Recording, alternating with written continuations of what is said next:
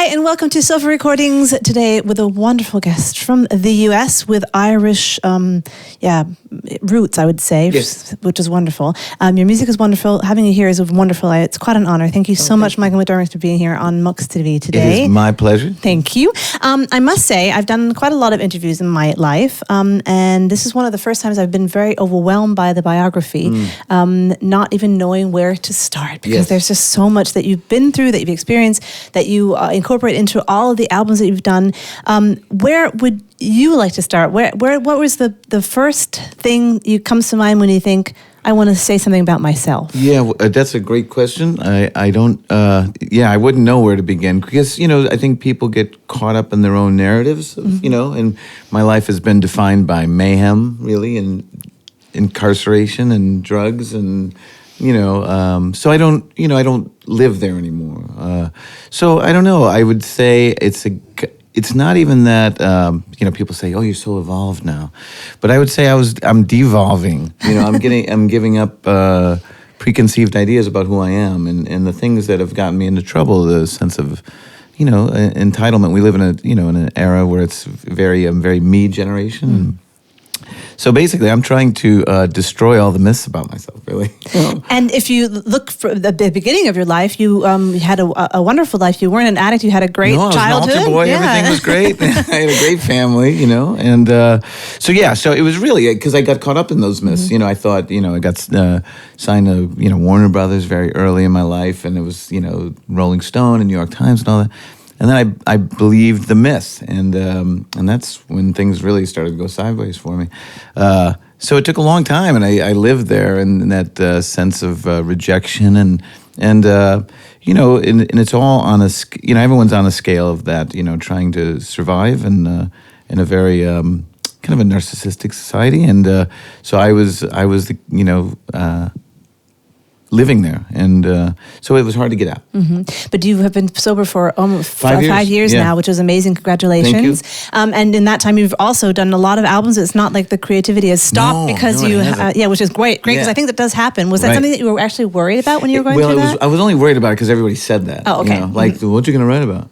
And so it was on my mind. So I think I intentionally dove in even harder just to find my voice, because my voice was very clouded, and it was that was my narrative. I keep using that word, but I was living this false narrative. Really. And so all the songs were written from a guy who didn't really know who he was, but acted like he did. So tell me about the newest album, Orphan, which has been out since February this year. Yeah. Why is it called Orphan? Why? Well, the songs were kind of orphans of sorts. They were kind of the leftover from Willow Springs in 2016 and Out From Under in 2018. So, and those records did really well. And then I had all these songs that I would still play live, and people would say, "Oh, but is that a new one?" And I said, "Well, no, actually, it was left off the And so anyway, so people just kind of asked for it. So I put it out kind of on a lark a bit, and but it's done well, and I'm surprised by that because it shows you that I know nothing, and I'm continually finding out that I really know nothing about anything. But is it really important to know everything about everything? Isn't it actually kind of nice to not know everything about everything? Buddha would say, you know everything. You're enlightened when you realize you know nothing. Absolutely. And so that's where I must be pretty enlightened. Then I'm trying to get there. I'm really close, but I still think I know a few things. But so I put this out, and like some people liked it better than the ones I was very serious and earnest about. So this was just like, oh, here's all the leftover stuff. But I like the songs. And I think they kind of needed to be put out there. So what is this leftover song that we're going to hear first? Telltale Heart. Telltale Heart. Yeah. So it's obviously just you shouldn't say that leftovers. It doesn't. Yeah. No, it's terrible nice. Marketing. See, it just shows you I know nothing about marketing as well. So. Telltale Heart it's about when you live a life of abuse, I guess, in some ways. It's a life of deception, and there's secrets, a lot of secrets involved in that. And I always thought mystery about one's life was an exciting thing, but used improperly, it can be a very toxic thing. And so it's a nod, obviously, to the Edgar Allan Poe story. And But yeah, it was just about being honest. You know. Well, we're going to talk more about your life, about your daughter, about your wife, about your reading. Actually, speaking about Edgar Allan Poe. But we're going to hear some music first. It's about time, and then after that we're going to hear "Full Moon Goodbye." So these two songs for you, Michael. Thank you so much for being here today.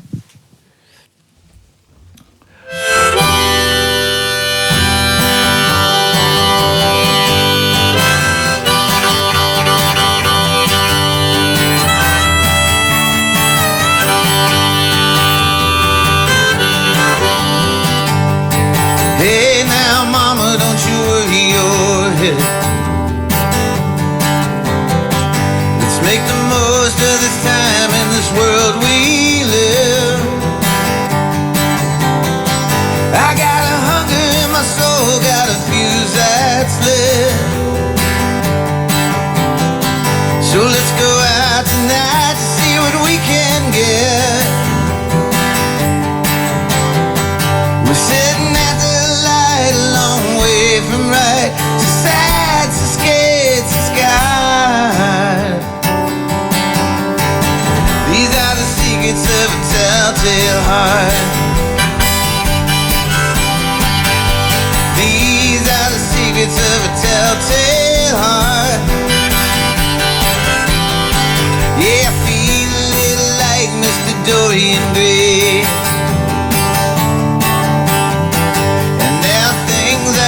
That I'll never say.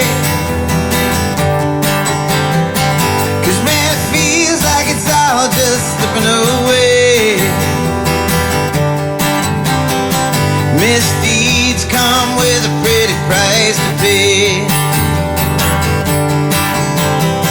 Babe, before we go, maybe you should know my bite's worse than my barn.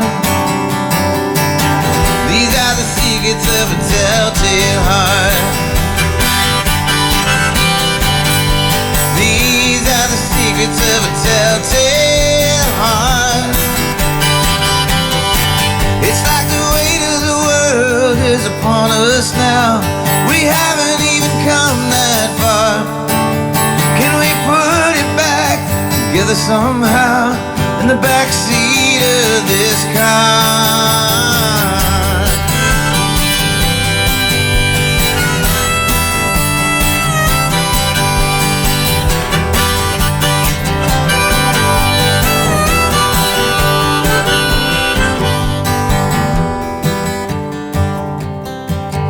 I got one in the chamber, I got one in my hand. And I'm feeling just a little like Bobby Sands. 'Cause there's a part of me you'll never understand. Yeah, I'm running out of moves and I'm running out of plans.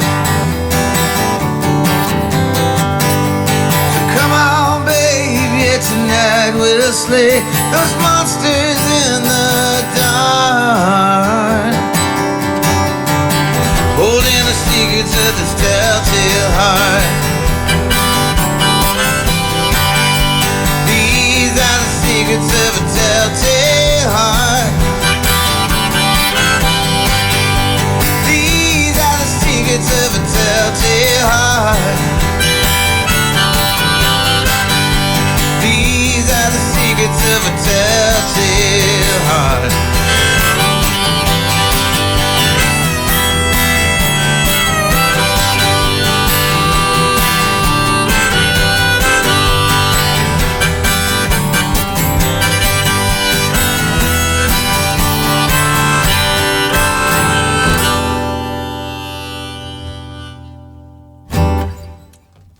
It's Full Moon Goodbye.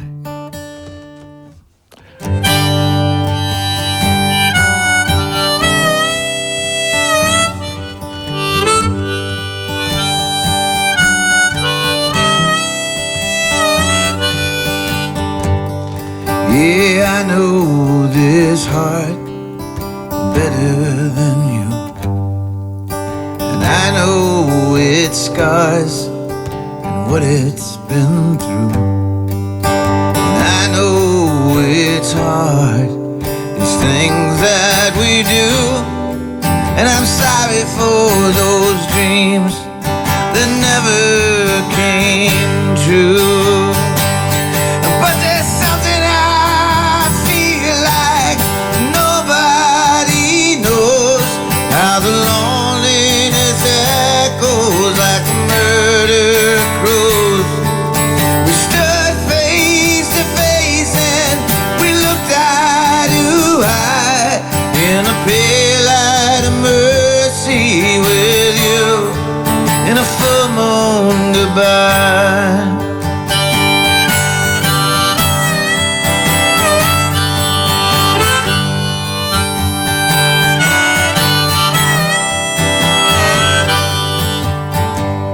If forgiveness is hard and regrets are so cheap, when there's a war in your heart and demon-filled sleep, your heart was a stone I wasn't meant to keep, and your love was a prayer that I will never repeat. But I'll carve your initials on the gates of my heart, so no one will enter, no one dare to start. I give my life for you, baby. I don't even know why. I let go of your hand, my love, in a full moon goodbye. Funny is not the word, man, this ain't funny at all. I feel so absurd, still here climbing up the wall. There's white noise and detours and songs I can't sing. I'm not even sure what the hell is wrong with me.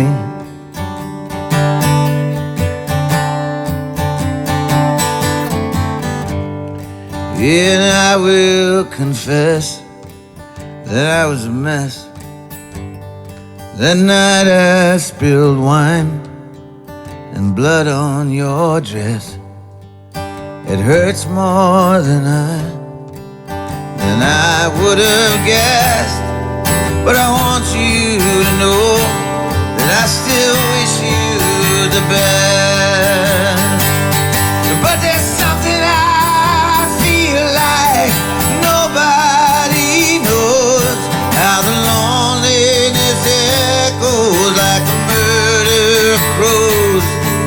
Did fate play a hand, or did we just collide in the pale light of mercy with you, in a full moon goodbye? A full moon goodbye. A full moon goodbye. A full moon goodbye.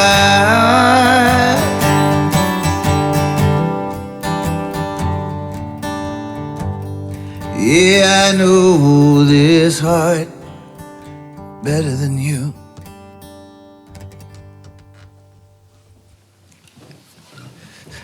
Hello. Wow, amazing. It just touches your soul so much. It's amazing. And yet it feels like there's so much ease to, even though the lyrics are so deep and so sorrowful, it sounds like you play with so much ease. How do you do that? I don't know. Well, I think, here's the thing, not to go too philosophical here. Please do. And you know, and I was thinking of a song, I think I might want to switch one of these songs up. But I think what it is, and it dawned on me when I was singing that, but that there are terrible things in life. There are sad, and everybody walk a mile in anyone's shoes and you will, feel their pain. And there's empathy that we all need, and it's a lack of. But it's knowing that. Once you know that that it's part of the journey, then it's okay. You lose a parent, and that's terrible. But, that's amazing. That was an amazing trick. The dog just walked in and opened the door, yeah. Mom, I told you not to interrupt me while I'm doing interviews. Excuse me. But, it's like... Out you go. That's what happens here. Right? No, no. I thought it was a person. I told you. I warned you. How does that dog open doors? But yeah, when you lose a parent. I was talking to somebody the other day in Italy, actually, but and they're very upset, and I know that pain. I've lost both of my parents, and but it's part of the journey. And like once you can really understand that, I think it makes processing pain a lot easier. And so so there are all these things, and and everybody's got a sad story, and so I think that's where I live. If my work does anything, it's that. That's where it lives, and I hope that it, if on some level brings comfort to somebody, that's amazing. Are your audiences normally very quiet while they're listening? They are, yeah. They're great. And so some shows get heavy, and it's not fun, man. And I thank people at the end of the show, and I'm like, thanks. I know this isn't easy, So I try to mix it up because it's entertainment ultimately, and. So, is it really only that, though? I don't think so. I think it does so much more. Yeah. I mean, I think there are people who just see it as entertainment, and some people are not moved so much by music as other people. But I think normally it really moves people and changes their lives and puts them in different spaces and stuff. See, I'm not. So anyway, a quick story. So when I was on EMI, my dear friend still, Brian Koppelman, he brought me into his office on 6th Avenue in New York, and he called me in, which was weird because we were friends, and I sat down at the end, and this is, New York City, right across from Radio City Musical. And so he played me a Van Halen song, and, Running with the Devil or something. So I listened, and then the next song he played was, another Van Halen song, and then a third, and and he's like, so the reason I brought you in here is I just want to tell you, it doesn't have to be all so serious, and I was like, I got it. Okay. And it's true, don't be, but I'm not moved to pen and paper and guitar for whimsical things, it's the moments in life that are, inflection points where you make a decision about your life and a direction. Those are the moments that I want to write about. Sometimes the decisions are made for you, especially your parents sending you off in the summers with your sister, and that kind of led you to music. It did, yeah. Tell me a little bit about it. It did. That. So, and I joke and I say, my parents did a couple of things now that if you did them now, they'd be in jail. Like leaving especially in America. Yeah, especially here in Europe, it's a little bit more relaxed, but so they left me across state lines in Michigan, and we were, I was 12 and I was driving and working at a restaurant, and but that's how then there was a band in town, and so I'd go over and watch them rehearse, and so that was ultimately it was great, and but you couldn't do that now. I mean, and your sister was 16, so she was 4 years 16, old. I was like 12, taking care of you. Yeah, and we both worked at the same restaurant, and and then when I had to work when she didn't, I had to get there, so I drove.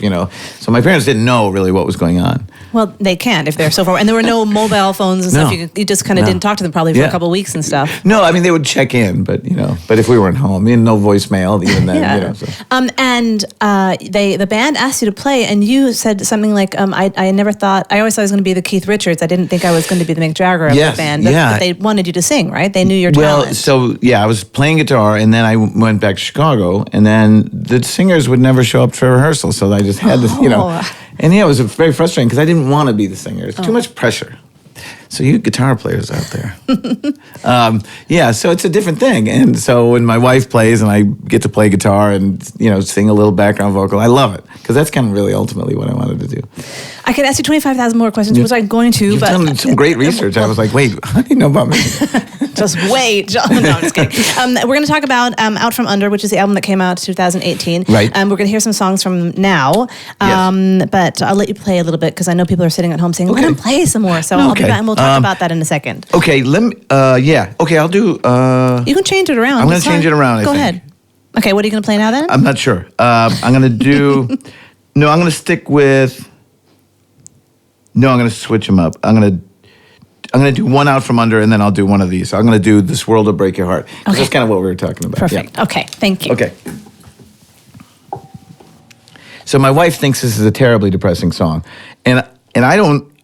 it's not a happy song by any stretch, but I think it's just like... It's almost an obvious thing. This world will break your heart. Well, yeah. I mean, of course, but I think it's you know, I hope that the song has some hope to it, like that it's not all so dire, you know. So.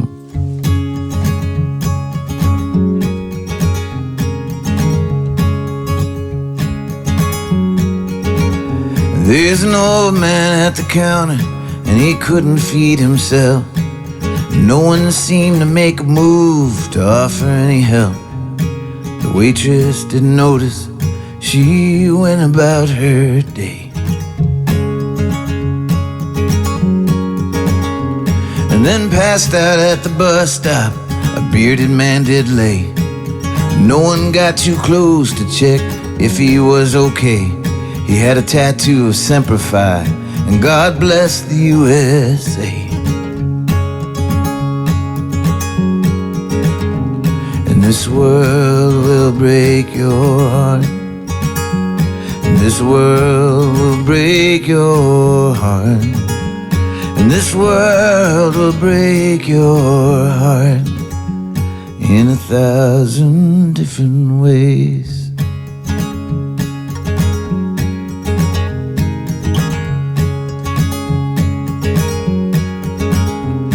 Now Allie lost her baby in the final month.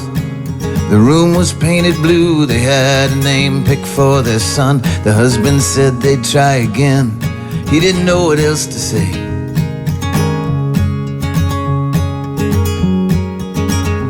In 50 years of marriage, if he'd made it till July, the nurse gave back his clothes as she began to cry.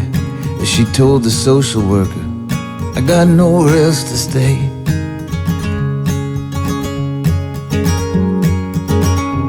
And this world will break your heart.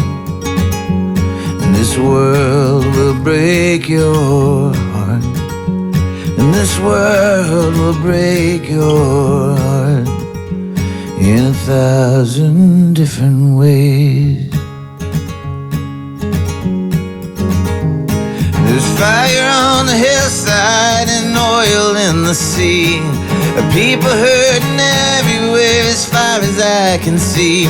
We're just castles made of sand, and someday we're gonna wash away. And Romeo, he stumbled in with an unlit cigarette.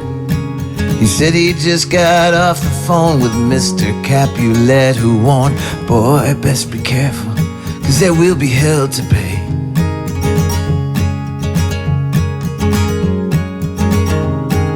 Babe, we're getting older, yeah, this much is true.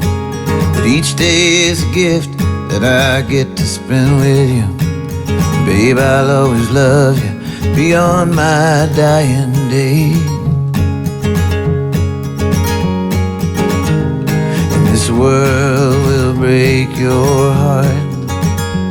And this world will break your heart. And this world will break your heart in 1,000 different ways. Whoa, whoa.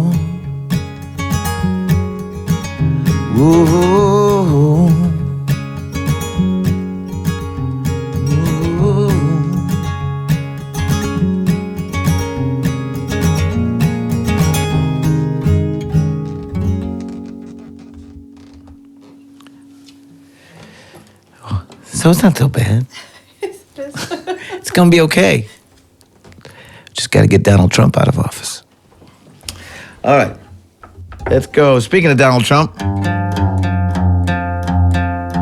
there's a song called Deal with the Devil.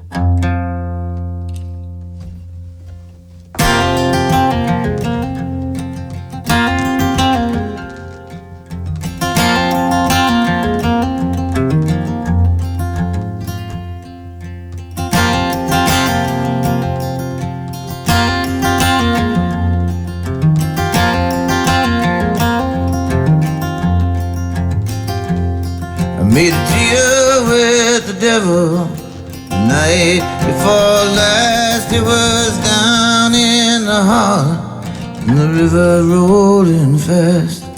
The timberwolves were howling, and his hand felt so cold. I made a deal with the devil for my soul.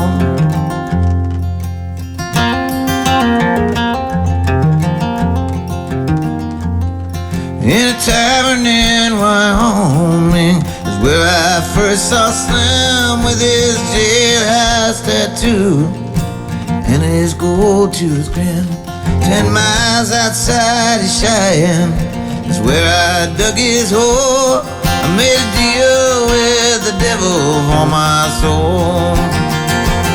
I saw a ring of fire down in the heart. Saw a cabin and a lantern over there. I saw the ghost of my father by the gravestone of my mother with fire in his hair. Now Kansas came and went like some nomadic dream. It was out on the borderline. I heard someone scream. There's hellhounds on my trail, there's witches in the know. I made a deal with the devil for my soul.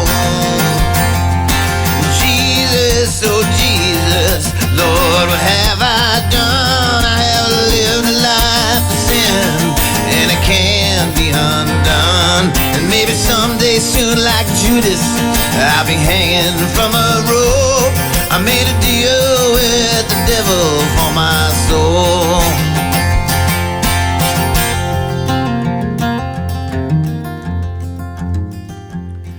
There's blood in the moonlight, there's whiskey in my jar.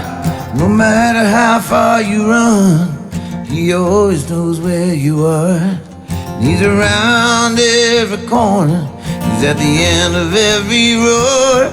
I made a deal with the devil for my soul.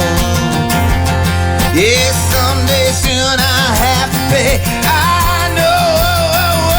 I made a deal with the devil for my soul.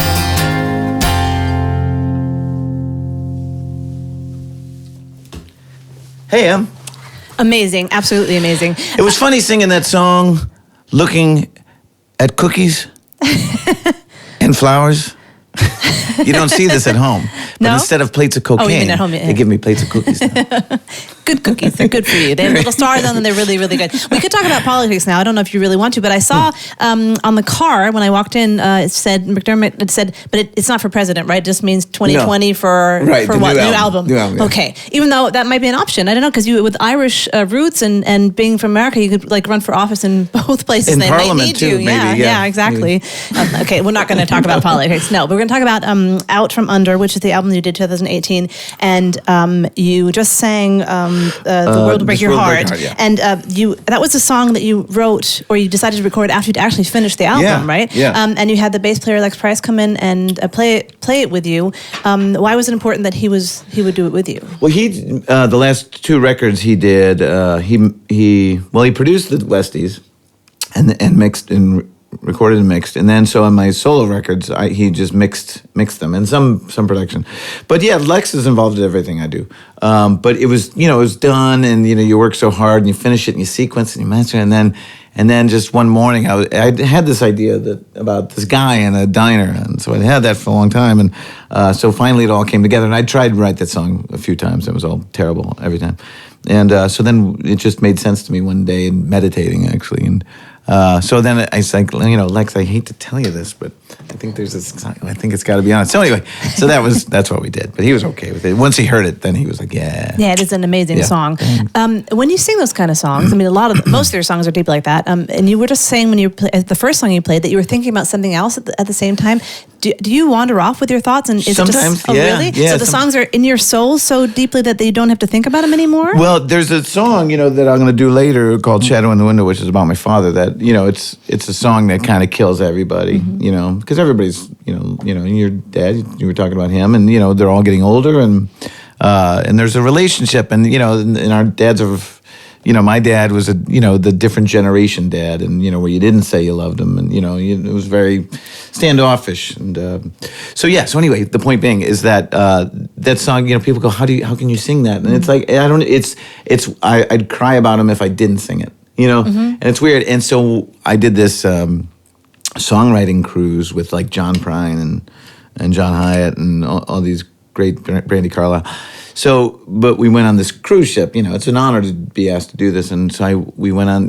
My wife and I were just getting on board, and they had Shadow in the Window like blasting, and hearing it made me like totally choked up. And it's like my dad was there. But the songs are meditative for me because I meditate now, and I've been doing that as long as I've been sober. And it's a weird, meditation's a very weird thing. It's cool, and it's but there's ways to have. It's about not holding on to your thoughts. It's about letting them pass, like in a grocery store. You put your apples down, then they go off, and so it's not trying to hold on and try to control your thoughts. So with song, I don't know what happens. Sometimes there's other thoughts that come in, but I try to be present, as much as possible, obviously. How good at you are at meditating now? It's a journey, and so I'm getting better. Some days are better than others, like anything, But do you go back and forth? Do you have days where it works really, really well, and yes. then another? Oh, really? Yeah. So why do you think? When's your mindset when it goes really well, and what's your mindset when it's not going well? It's well? something more of a feeling than anything, and it's and then sometimes a thought will come by and you'll grab onto it and it'll take you off, and then you got to let go of that, and because I think there's a certain level of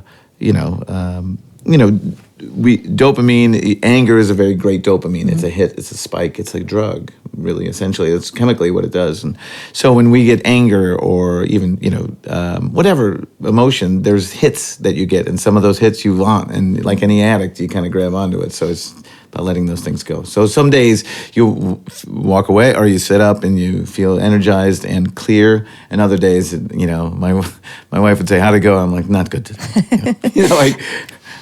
You said that not everybody's an addict nowadays. Yes. What do you mean Absolutely. by that? Everybody has an addiction. Everybody's on the spectrum on some level, whether it's social media, it's your phone, it's porn, it's food, it's television, it's bad relationships, it's anything, anything in excess or anything that really is harmful to you, your heart, your soul, whatever you want to call it. I see it all over. I mean, mine was very kind of public, I guess, and so it's therapeutic for me to be able to sing about it. But a lot of people, who was it? Thoreau, most men live lives of quiet desperation, and I think a lot of people live quietly with their addiction, whatever it is, it could be Twitter. Donald Trump. Yeah. He's an addict. He's a power addict. And his behavior is addictive. I could see it. His impulsiveness, his sense of entitlement. It's all the behaviors that I kind of used to have. He is even like an amazing addict.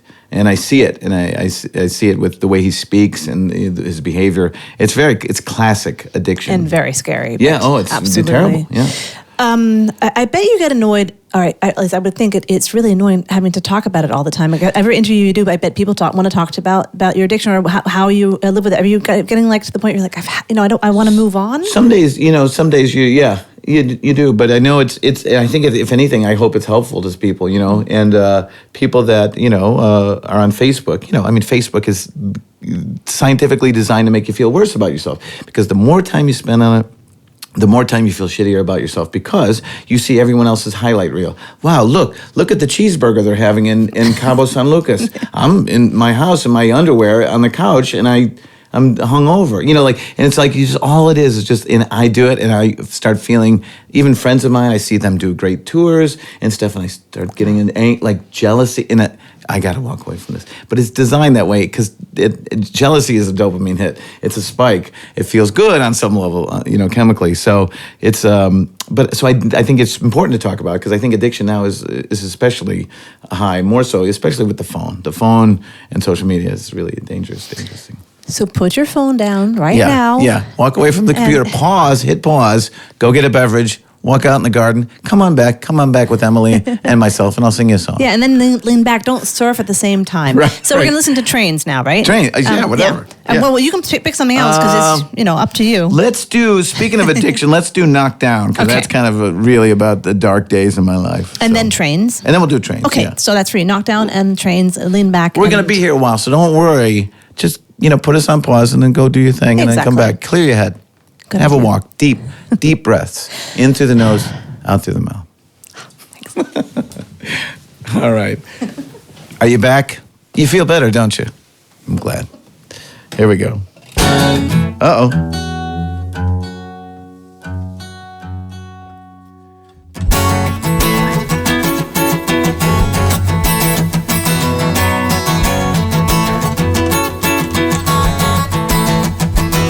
It's always been like this, man, nothing changed. Since the day I was born, I always felt a little strange. I always did, and I always do. Sometimes I get a little lonely, baby, how about you? I always do, I always did.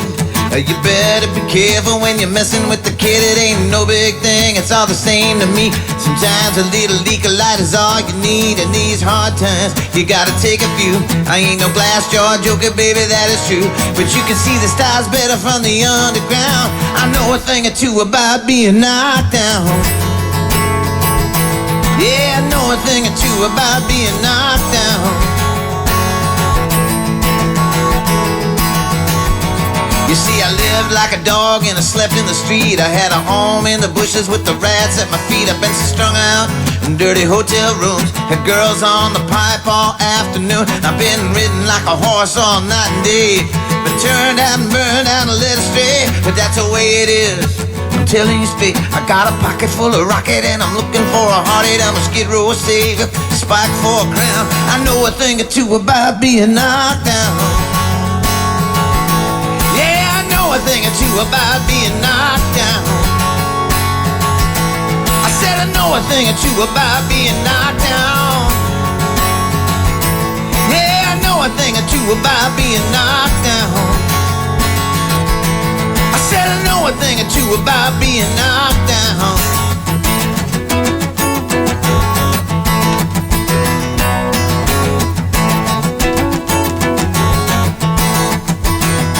This old guitar and an Irish hat. Spent 20 years, baby, with a monkey on my back, and that was hard time, and even harder still. If the left one don't get you, then the right one will. I've been hustled and muscled and left for dead. I had my face to a wall and a gun to my head. Been cheated, defeated, and played for a fool.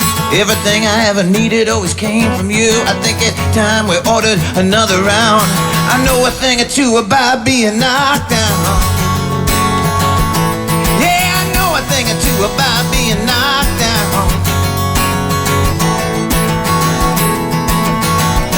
2 days of riding shotgun in a yellow cab. I started talking to this priest right outside a meth lab. I did not say what I was trying to do. I said hell is arbitrary, it's a point of view. I think he got it, I think he understood. I'm pretty sure he knew that I was up to no good. And then I gave him a hug and went right in. Sometimes you find heaven in a place of sin. Hallelujah, boy, it's never enough. That which doesn't kill you, man, it makes you tough. Well, I'm the toughest thing going, baby, pound for pound. I know a thing or two about being knocked down. Yeah, I know a thing or two about being knocked down. I said I know a thing or two about being knocked down.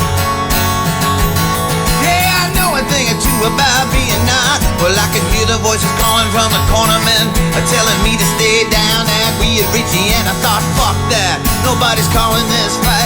I'll decide when there's still time to make it right, cause it's your life, and you get only one. So you better be aware of what you let it become. And I'm telling you straight, telling you true. Do you choose your life or do you let it choose you? I say you know a thing or two. A thing or two about being knocked down. I said I know a thing or two about being knocked down. I said I know a thing or two about being knocked down. Trains, was it?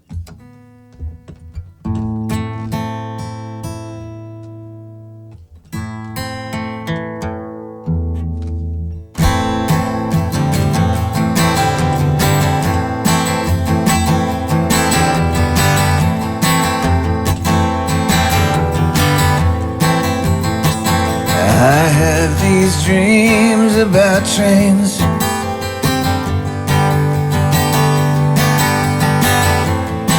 At least a couple times a week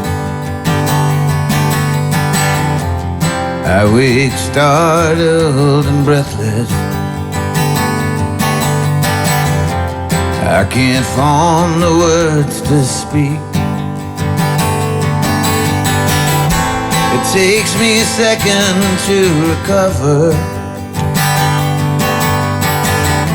and I need to take a look around. Each one's different from the other. I wait to hear not a sound. Yeah, I have these dreams about trains. Yeah, I have these dreams about trains. Yeah, I have these dreams about trains. And some are eastbound steam trains for the coast. Some are bearing down on me, and some come through the falling snow, and some are carrying a casket, and some have people inside. Some lay pennies in its path. Some come from the mountainside. Yeah, I have these dreams about trains. Yeah, I have these dreams about trains. Yeah, I have these dreams about trains. Hey. Ooh.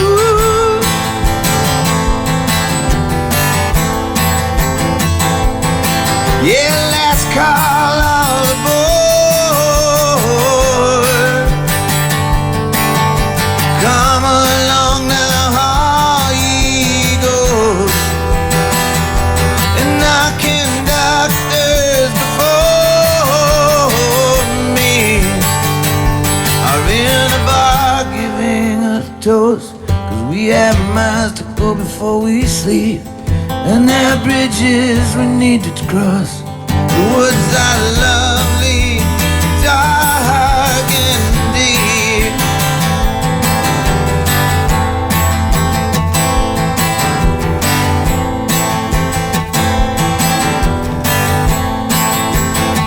Yeah, I have these dreams about trains.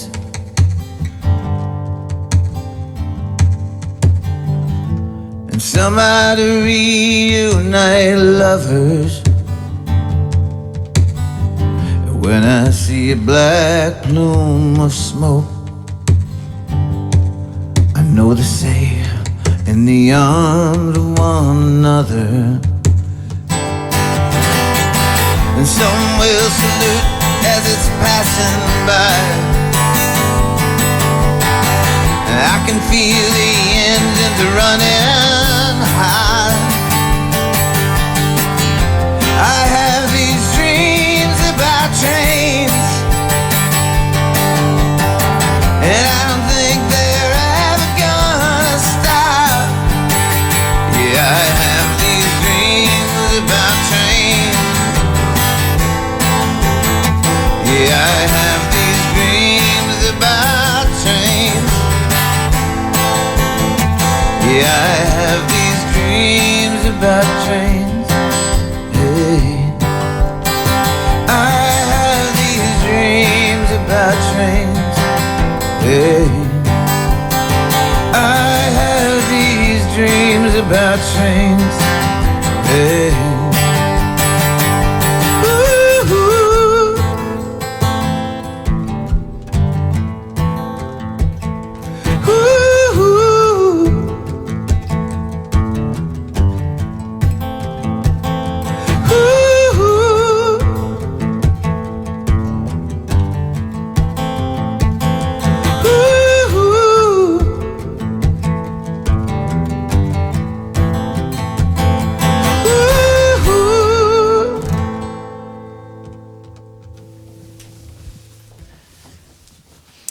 Thank you so much. So wonderful.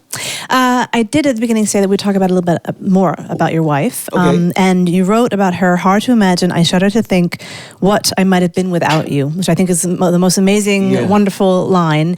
Where did you meet her, and when did you know that she was going to be the person by your side? Well, she was a fiddle player. Mm-hmm. She is a fiddle player, and so we had a lawyer in common. So I was looking for a fiddle player, and he said, I represent this girl. We should go see her play. And when I was coming up, there was this guy named Mike Jordan, not Michael Jordan, but in Chicago, and his name's Mike Jordan. He was a great songwriter, and he died really young. But so I went into this bar with my lawyer, and she was singing a song of Mike Jordan's, and no one knew. He was my friend. Like how? Oh. And I thought, I was appalled, quite frankly. I was like, who is this girl? How does she know this song? And the audacity of her. So she finished her set, and then we got introduced, and I said, how do you know the Mike Jordan song? And she had the wrong name for it and everything. And apparently I had said, I was drinking, and I said apparently to her that I don't know whether to kiss you or marry you or something like that, or kiss you or kill you or something like that. And so anyway, so that was it. And but we weren't involved for a long time. She was in the band for 5 years. And there's a song kind of on the new record that sometimes the things you really want are, you already have. And she was there the whole time, and I didn't see it. Because, you go to parties or something, and somebody, like, instead of talking to you, Emily, I'm going, yeah. What's that? No, I agree, And so the people, what I'm doing is looking past her. And so she was right there the whole time. Did she know that you were the right person for her, or did she have to... Well, no, because I was scary. Mm-hmm. And she said, and I'd come on to her, and she was like, not if you were the last person on her. And that gets the guys too, though, sometimes. So it was, and she had I was disgusting. And so she knew I had a good heart, she said. And so and then when, we ended up, 5 years later, I kind of got together. I was still in the throes of the darkness, but she accepted me for who I was, and that was the biggest thing ever. And flaws and all. Musically, is she a harsh critic, or is she someone who helps you, or makes you feel good? Absolutely help. No, we fight very often about and she's great. And so when I was doing like Willow Springs, it was an attachment to the house, and I'd be singing and then she would just kind of come out and just go, I don't believe you. And then she'd shut the door. And I was just like, and we'd fight. We fought a few days ago about the new song. And but she's usually always right, but not always, but very often right. Yeah. And fighting does not mean that you don't love each other. That's just a way of, It's my reaction to her that's very childish, actually, usually. Because when she doesn't like something, I get very wounded by it. And that's understandable, I think. Yeah, I'm just like, you're wrong. You don't know what you're talking about. And then you think about it, then you realize. And then I go, yeah. And you have a daughter. We do. Her name is Rain. Yes. Is she a musical child? She loves to dance, and she loves to sing, but she doesn't like anything structured, which I guess was like her mom and me too on some level, like lessons and stuff like that. She's anything we signed her up for, she's quit. But she's only 9, right? Yeah, Oh, well, there's plenty of time. Yeah, exactly. This is her arm right here. This is her when she was younger. Oh, I don't know if you can see it, but it's her handprint from tattooed on, which is Does she realize what a great thing that is to do, or not? I don't know. Yeah, she's kind of she's very into Billie Eilish right now, and what I do doesn't really matter at all. So she doesn't sit at her concerts and say, "Oh, wow, Daddy." No, she's seen how people behave sometimes, and I think she thinks it's kind of cool, I guess, but doesn't make much of it. Sometimes it's helped her. But I think on some levels, people treat her different a little bit at home. You've been talking about your parents a lot already. Yeah. How much of what they did with you as a child, you also mentioned your father, who wasn't maybe that lovable on the outside, but how much did they give for you when you were a child that was good and bad do you give to your daughter? Yeah, well, my mother was very loving, and she was amazing. We were very close. And they were great parents. They really were. My dad, I think, was just, they'd already had kids. I was a baby. I was kind of an accident. And I think he just was over it, being a dad. And I get it, he was older when he had me. And So yeah, so I think I try to take a lot of, because we all try to make up for the sins of our parents or something. What the deficiencies they had, we try to, sometimes overcompensate for. But I'm going to take a lot of what they did, and I was really lucky because, they weren't happy when I said I didn't want to go to college and all that, and. But the first time you're on CNN or whatever, my mom just then mom bought it. My dad, my dad didn't come to see me play much. My mom was at almost every show. Oh, really? And she'd always want to be up front. And I'd, tell the, people that were in charge of things, like, you got to sit my mom in the back. I can't do a show with my mom standing right there. People don't understand that, I guess. I'm putting on this thing, and it's impossible. It's your mother there. Well, I was stalking you on Facebook, and I saw all these beautiful pictures of your mother when she was really young, beautiful woman, and then them together as a couple. So you must take a lot of them in your heart. You're gonna make me cry if I keep talking about it. But they're I won't. I don't want to do that. I'd like to hear some music if that's possible. Yeah. How are we going to do this? Are you going to do? I guess I'll do the dad song. Okay. That Shadow in the Window, and then these last few days. That would be great. Thank you so much. Thank you.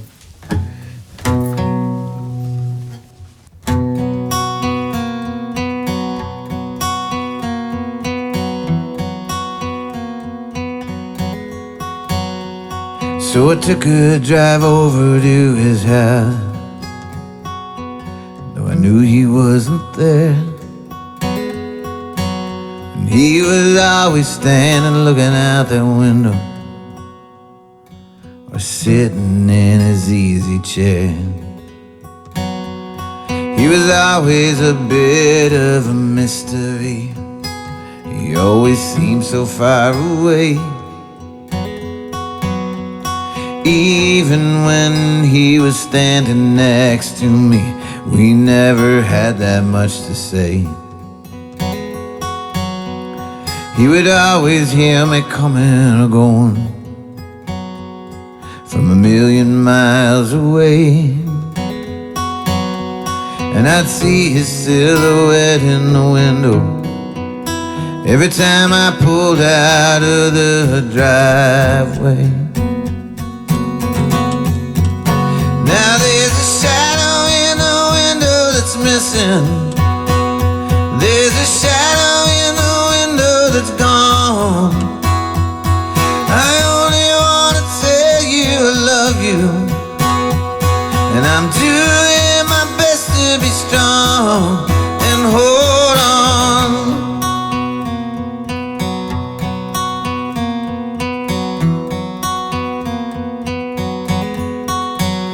Yeah, I always wondered what he was thinking. Was he waiting for me to crash? Or maybe he just wanted to come with me, but I never thought to ask. And I always wondered what he was doing, watching me every time I drove away. And I wondered what he did that for. Maybe he just wanted me to stay. Now there's a shadow in the window that's missing. There's a shadow in the window that's gone. I only want to tell you I love you, and I'm doing my best to be strong. And maybe I'll see you in heaven. At least that's how the story goes. Now there's a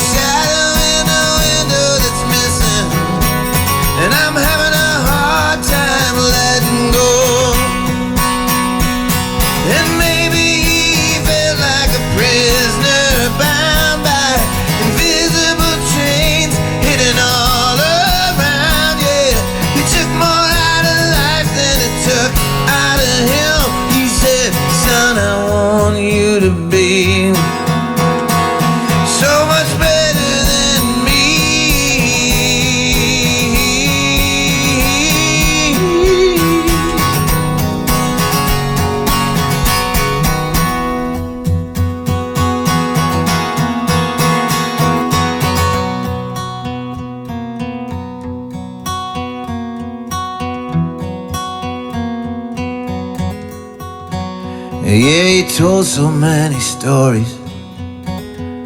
I was never sure which ones were true, but he was too big for this small town. He was an Irishman through and through. And the bagpipes moaned on that cold day, the day we laid him to rest.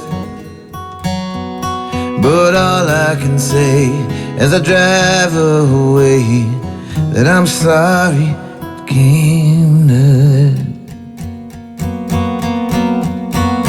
Now there's a shadow in the window that's missing. There's a shadow in the window that's gone.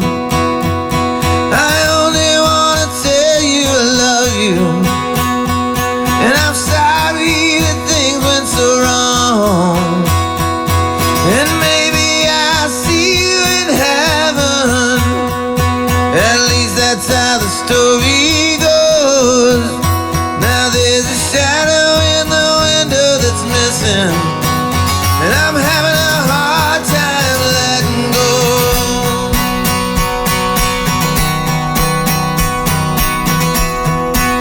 Hey Dad! Hey, I love you, I love you, I love you, I love you, I love you, I love you, I love you. Ooh. Hey, I love you, I love you, I love you, I love you, I love you, I love you, I love you, I do. Hey, I love you, I love you, I love you, I love you, I love you, I love you, I love you. Ooh. Hey, I love you, I love you, I love you, I love you, I love you, I love you, I love you, I do. Hey, I love you, I love you, I love you, I love you, I love you, I love you, I do. Hey, I love you, I love you, I love you, I love you, I love you, I love you. Hey Dad, I love you.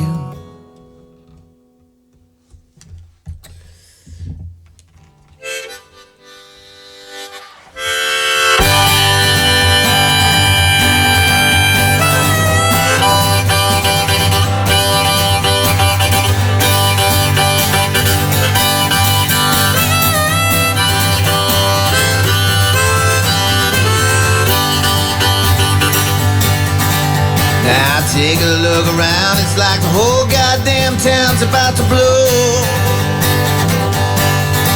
Yeah, Judas sat in fear while we were sitting here waiting for Godot. I've been thinking of you, it's what my mind tends to do when I'm alone. And all the seeds that I planted, man, nothing seems to grow.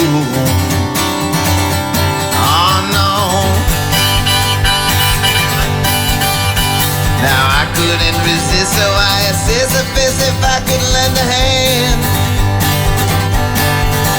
Yeah, turning like a twist, he raised his fist and said, advance on my command. Now the sun was coming up and I was feeling kinda stuck inside my head. And the way that I've been feeling, I just don't understand. Man, oh man. And I have beckoned the stormy sky, beseeched the seas for answers why. Been wandering in such a haze, oh, these last few days.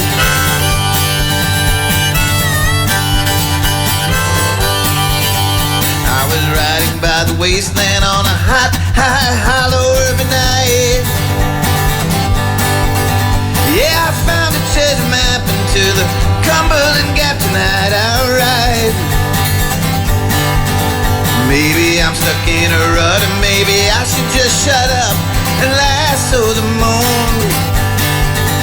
But I've never understood why I feel like something good.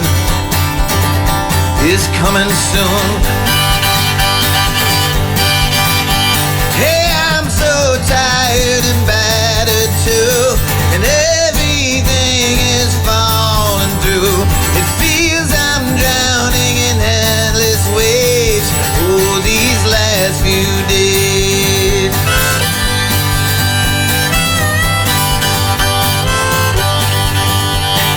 Oh, sweet madness, you're calling me so often, it's like you never leave. Hoisted by my own petard, it gets so hard to even know what to believe. I got a getaway car, I got a suicide jacket up my sleeve. And this room is oh so heavy, it's getting hard to breathe. Is it only me? I've a tourniquet around my heart to keep it from falling apart. I feel so down in so many ways. Oh, these last few days. And I'm now beneath the starry sky, receives the angels from on high. It feels like I have lost my way. Oh, these last few days. No, these last few days. No, these last few days.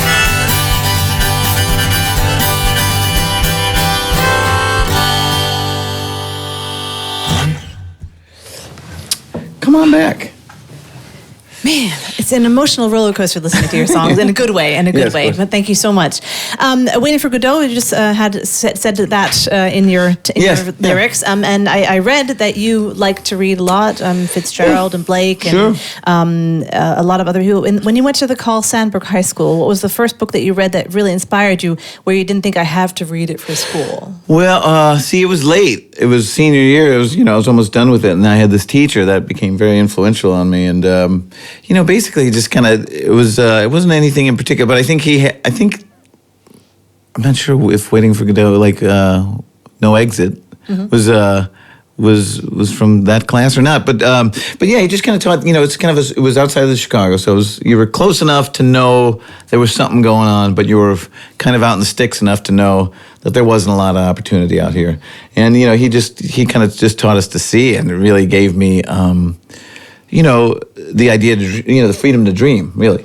And so I got out of high school, and then I didn't go to college. I told my parents I didn't want to. And so then I thought I'd work in a record store. I thought that was my keys to the kingdom, And I'll get a record deal. Yeah. I'll work in retail, and then I'll have a record deal.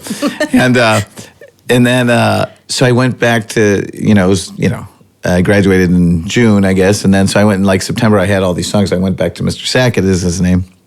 I gave him a tape. He said, "Okay, give me a few weeks to listen to this." It was 12 songs or whatever. I said, "Yeah, see if you think I got any talent." And then I went back a couple weeks later, and I went and sat, had lunch with him or on a lunch break, and he just tore me a new one. It was just like he had these note cards, like a teacher would. He's like, "This is crazy. This is terrible," and he just went through, and I was devastated. But it was good, right? I mean, it was like he told me the truth. He talked to me like... And he listened to it. Yeah, he listened, too well. And so, yeah, but I mean, it was good. And but I wanted to get out of that town. But now it turns out that when my father died, he left the house to me. Mm-hmm. And it was like, part of this narrative that we keep talking about, like that was never part of my dream, is to go back to this town. But, I have a family, and we were, in the city, and you'd walk out in the morning, and there'd be hypodermic needles in the front yard, and, like you're walking barefoot, and you're grabbing your daughter, and... So I'm back in that town, and I've lived in Los Angeles, lived in New York, and so the idea of going back there is, 10 years ago it would have been incomprehensible and like a nightmarish proportion. But the only thing wrong is that I went out and saw the world. Now I've been back, and a lot of people didn't leave, and it's very conservative. There's a lot of conservative, like Trump-leaning people in this town, and that's scary. But maybe that is exactly why you're there, is to maybe show them. I know. Well, my wife said, we're going to turn him. And then she almost got into a fist fight with a guy over guns in a diner. So, my wife maybe is very fearless. Gently. I know.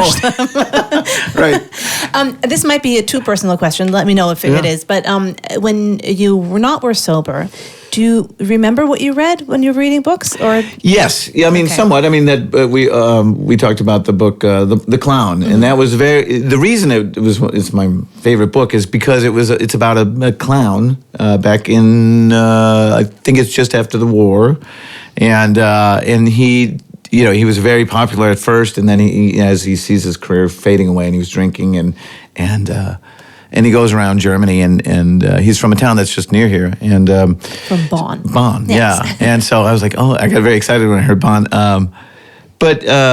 I remembered stuff, but there was just the haze to it all. And, they say life is but a dream, and I guess in some ways I look back on some of that as a past life, I don't believe in past lives, but maybe I do. Because it feels like it was a different person, really. I take responsibility for it all. I don't ever say, I was fucked up.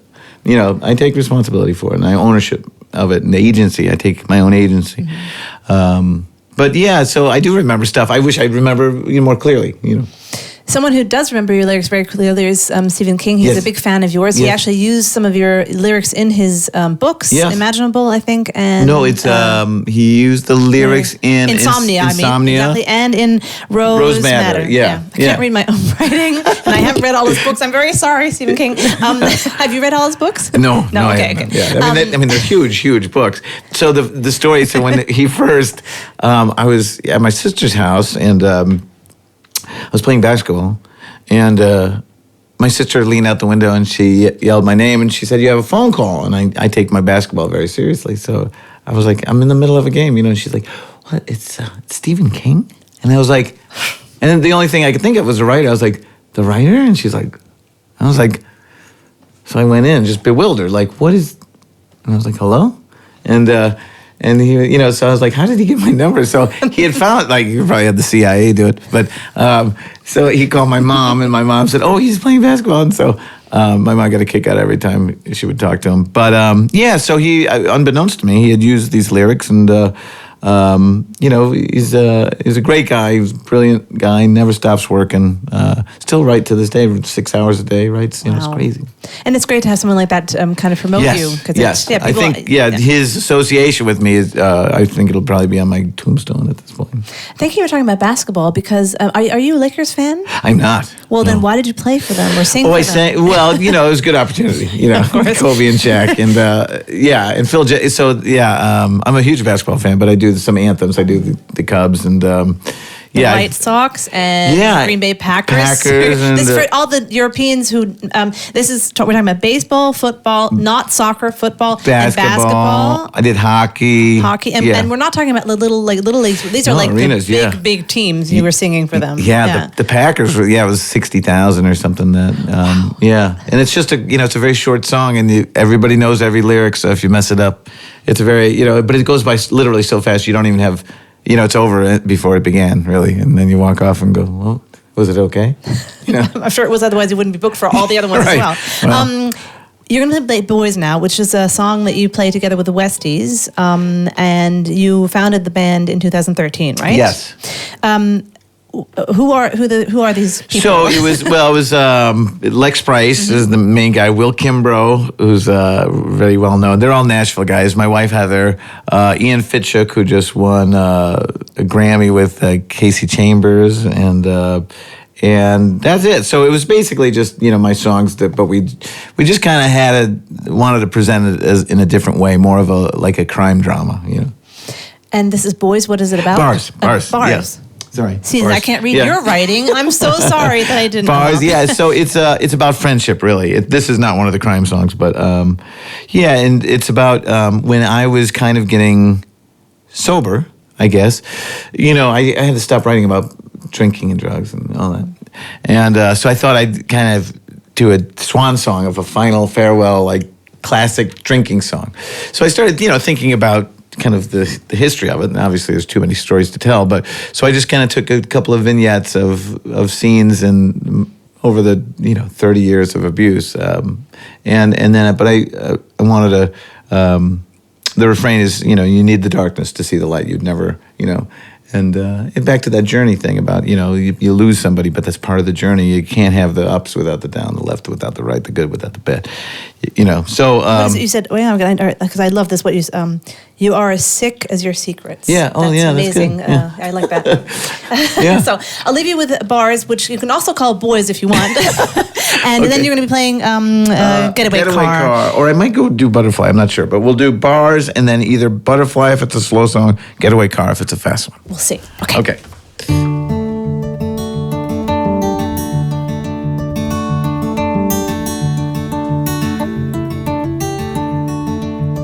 Yeah, I know a place. It's down in Texas. It's up near Fort Worth, called the Thorny Crown. Now I was there in the late 90s when I was roving town to town. Now I'm not sure if it's still there. I kinda doubt it would be. I woke up that morning with blood on my pillow. Sometimes you need the chains to get free. Now I know a place in Mississippi called Howlin' Mouse. I think it's Tupelo. Or was it Jackson? Or maybe Biloxi or Tunica. Hell, I don't know. All I remember was this feeling that I wouldn't make it out of there alive. 'Cause sometimes you need the darkness in order to ever see the light. Yes, so many miles I've traveled, so many a dim-lit bar. 'Cause when things start to unravel, you're gonna find out who you are. Yeah, I know a place. It's on the Upper West Side. It's in New York City, the Dublin House, its name. I met a girl there on 9/11. Her name was Jill, or Judy, or Jane. She was younger, she was wilder than me, and she thought she was smarter than everyone. But over a pint, she said around midnight, "Hey Michael, sometimes you gotta lose to know when you've won." Now I don't know why they call it Stanley's.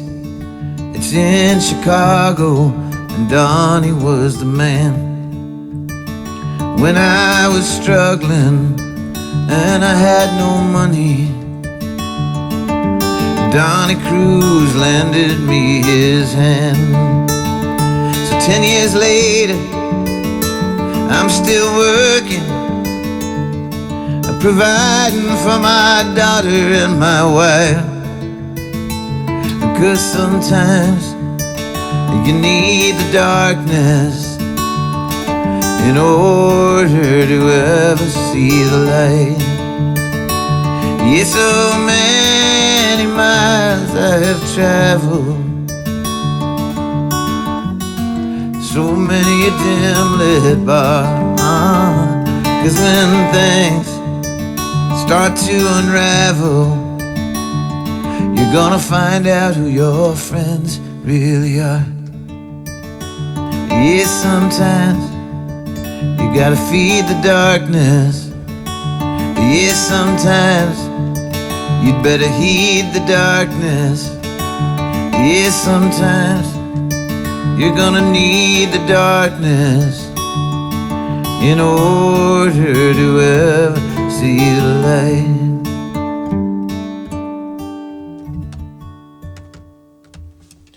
Okay, I'm gonna do Butterfly, I think.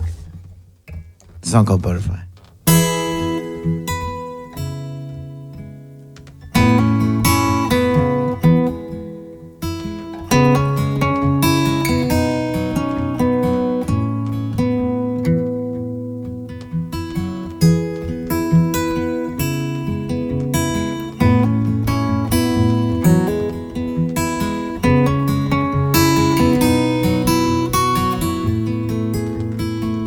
'Twas my junkie girl in my world, and everything began to twirl, and it spun so that I couldn't even stand. She had many charms, I heard alarms. She stuck needles in my arms, and I guess that's when the trouble began.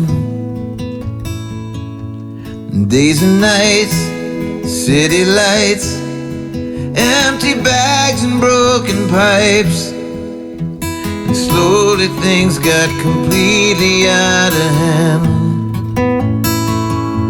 Oh my God, how far did we fall to get to where we are? 'Cause in the dark, it's not always easy to see the light. And was it just because it was love on drugs? 'Cause I don't know how I made it out alive.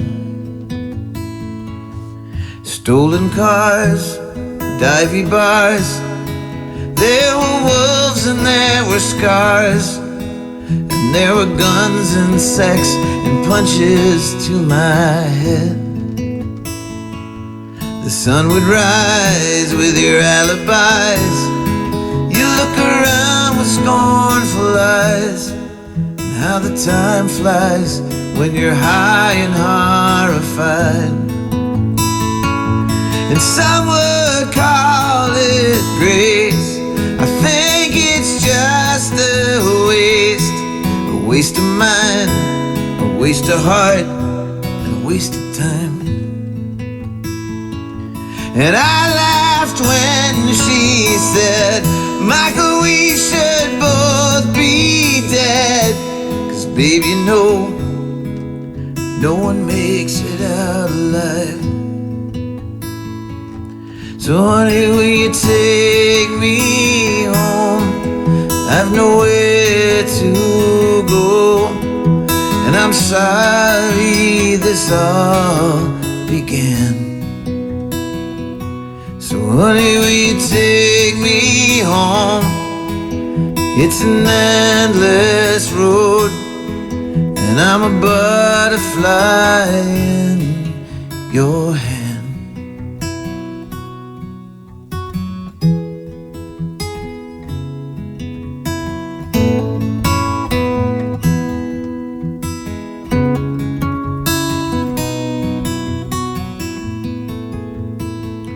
Yeah, I heard the news the other day.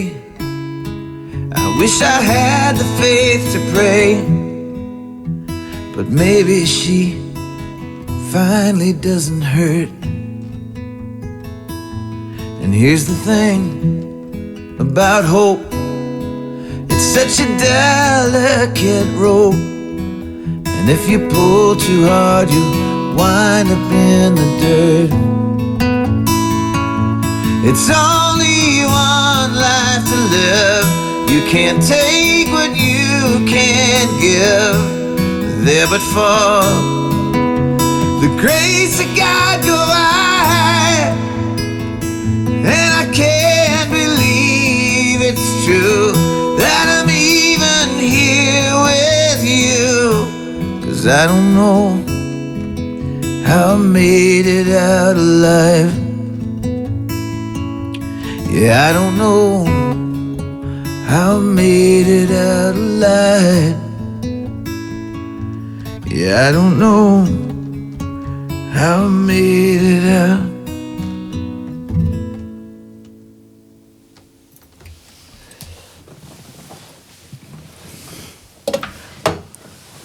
One very smart person said about your music, when you finish your songs, they become old friends. And I think he's absolutely right. Nice. Thank you so much for being here Thank tonight. you. It was great talking to you. Today, it's been amazing. Yeah. It's opened my heart, opened your hearts and souls as well, because that's what his music does. Michael, I wish you all the best for the future. Thank you. You too, Emily. All his dates are on his website, or become follower and Facebook and Instagram and all those social media all things. those things that are very, very dangerous. But not too often. Just once in a while, you can check when he's on tour, and then then you go see him out live. That's the best thing anyway. I wish you all the best. Thank you so much. You. It's been a great pleasure. I had a great afternoon. And next year is the new album, so next year. Yeah, hopefully May, June. Okay, so we'll look out for that. Thank you so much, Michael. You. And this has been SofaRecording, so see you next time, and thank you so much for staying with us. Ciao.